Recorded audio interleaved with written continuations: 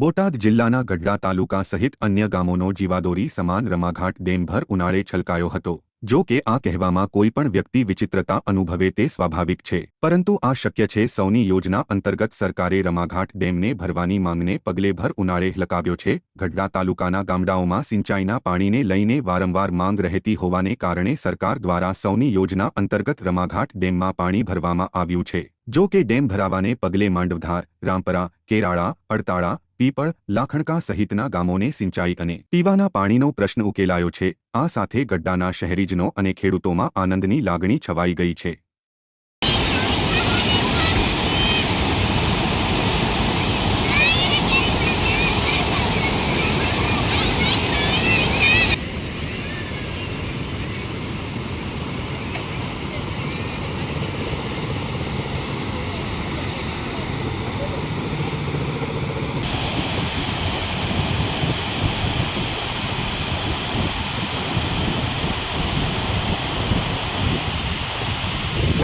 यार यार तो बपल में राखो हाई